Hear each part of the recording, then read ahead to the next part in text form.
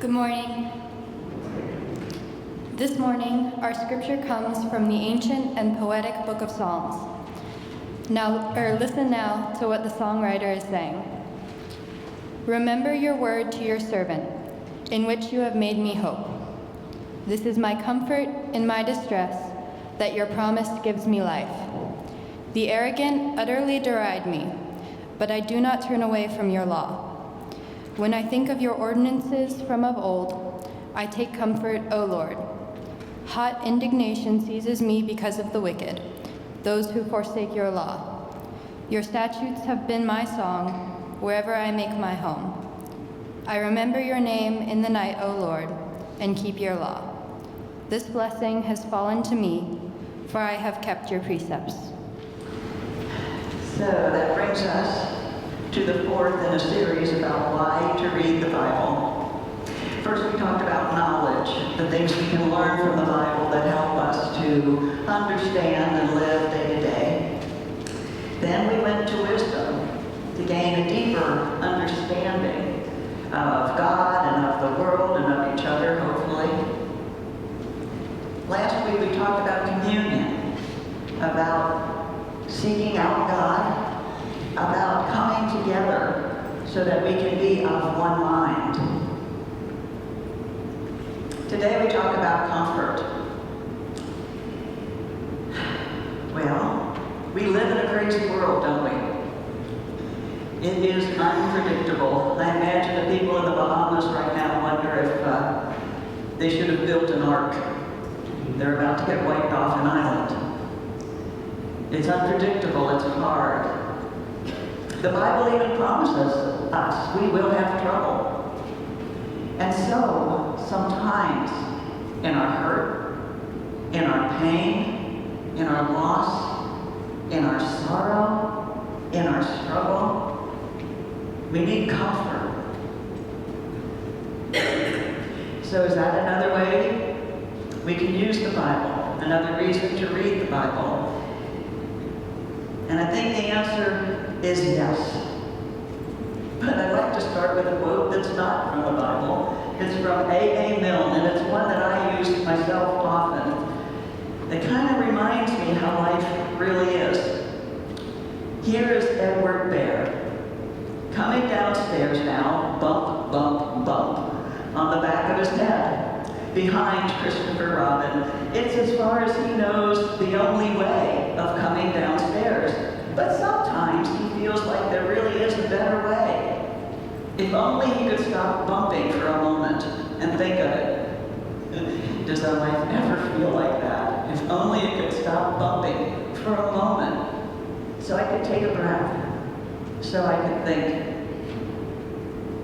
And so we turn to the Bible.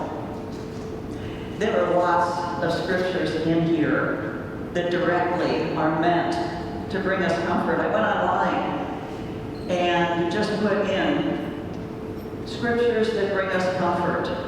And websites come up like the top 52 scriptures of comfort. And that's a very small subset. And there were millions of hits on such websites. But I'd like to share a couple of times where scripture really did enter into my life. One is when I was very fearful. I was about 17 or 18, and I had gone to a movie with a date. And we go into the movie, and there's not a whole lot of seats left. And so where I wound up sitting was behind a young man who had a huge afro, which at the time was very much in style. And I'm thinking, oh, I'm not going to be able to see the movie, right? So I'm looking to the right and the left, and it hasn't started yet. Well, it turned out to be this big blessing, because the movie we went to see was The Exorcist. I spent a good portion of that time slid down in the seat, looking through that hair to try to shield what was on the screen. Unfortunately, you could still hear it. Fast forward about a week, I woke up in the middle of the night and I had an involuntary twitch in my leg. Now, if you've seen that movie, you know that is not a good sign. I went down, woke up Mom, crawled into bed with her, and this happened the next few nights.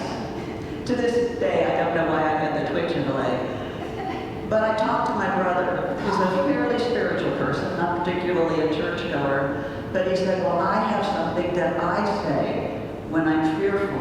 And he said, it's, be still and know that I am God. And he went on to explain that that helps him to understand there's someone bigger, someone out there watching over him, someone to take care of him. And so for weeks, it overrode almost every thought in my head. Be still and know, be still and know. And eventually, the twitch went away, the fear went away, and to this day, that's the scripture I go to. Be still and know. There's somebody out there who's exalted by all the nations, who created heaven and earth, and it wasn't you, and you don't have to handle this alone. That's one of my go-to scriptures. I've had the opportunity, for those of you who don't know, I'm a lay pastor, and I was commissioned to a couple of churches who had older congregations. And in older congregations, you have the opportunity to do lots of funerals, for better or worse. But in every single one of them, one of the requests was the 23rd Psalm. The Lord is my shepherd. I shall not want. And I'm seeing at least 15 of you mouthing that psalm with me. And right now it's going through the head of a lot more of you. A psalm of comfort and promise that tells us that God is there, leading us, guiding us, and taking care of us. I could go on and on, scripture after scripture, but there's two more I want to share with you that I use all the time because it paints a picture of life for me that is a life of hope. It's Jeremiah 1:5 and Jeremiah 29:11, and for me they go together hand in hand. And to paraphrase, 1:5 says, God is saying, I knew you before you were in the womb, before you were conceived, before your mom and dad met each other and got together. I knew you. I knew you. What a picture to start eternity with. God knew me before I was a glimmer in my parents' eye. 29:11 goes on to say, I have a plan for you. And it's a good plan. And it paints a future of hope. That gets me through a lot. To know God has always known me and made a plan for me. And if I could just be still and listen, I can tap into that plan. And it'll be good.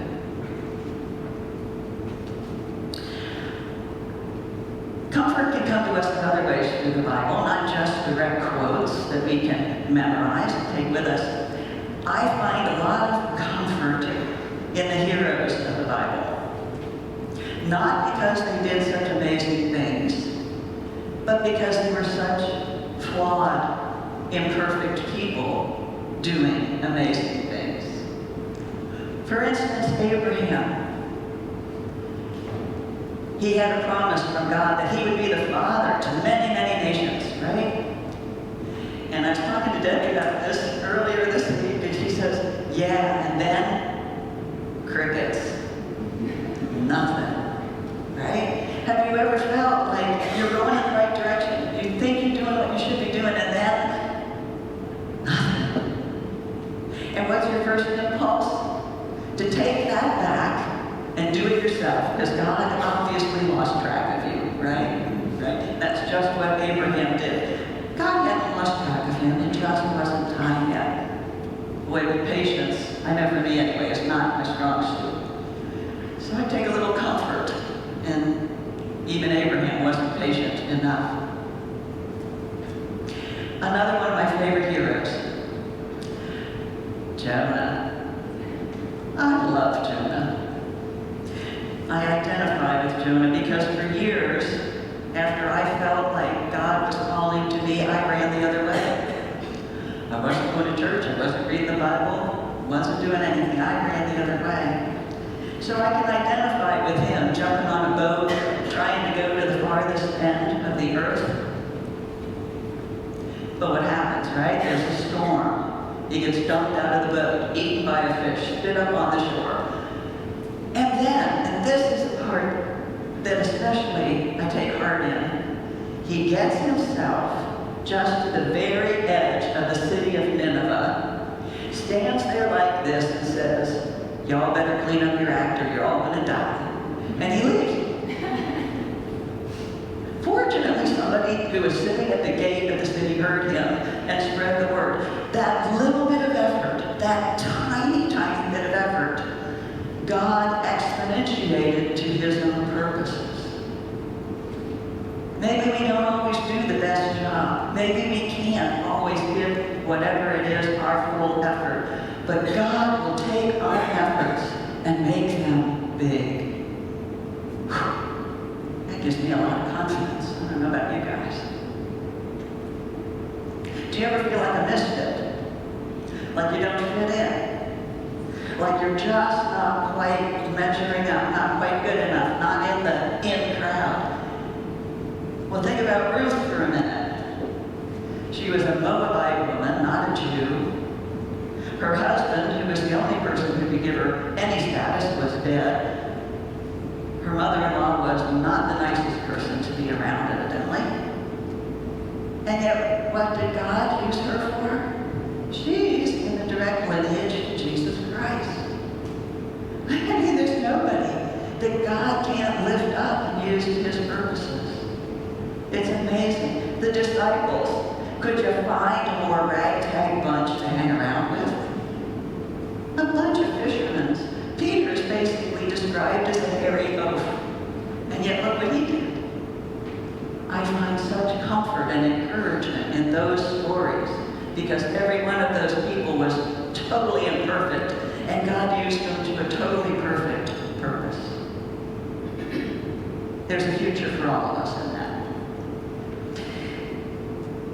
But here's the thing about comfort. It cannot be our end game. We should not be living a life where our main goal is to just be comfortable, to sit on the couch with our feet up, watching television, watching the world go by. As Christians, we're actually called to some level of discomfort, to some level of challenge. If we don't put ourselves out there to talk to the people who don't agree with us, to love the people who are unlovely, to accept the people who aren't quite like us. If we don't put ourselves out there in some level of discomfort, we're not doing what God's calling us to do. Now sometimes it gets too uncomfortable. Sometimes it gets too difficult. Sometimes that thing is too painful and we need some respite. We need some help. We need that word of encouragement, that word that calms things down, that word that tells us everything's going to be okay. But then, we got to get back out there. I want to read you a quote from Francis Chan. He wrote the book Crazy Love. If you haven't read it, I encourage you to do that. It's quite the book. Francis Chan says, but God does not call us to be comfortable. He calls us to trust him so completely that we are unafraid to put ourselves in situations where we will be in trouble if he doesn't come through. Wow. Are we unafraid to stretch ourselves, to push ourselves, to put out that hand of friendship to that person who is unlovely? To say that word of comfort to that person that you wish you didn't have to comfort? Are we willing to do those things? To be uncomfortable, knowing and trusting that God will be there to ease up on us when we need it most, to give us that respite, that confidence, that hope. Amen.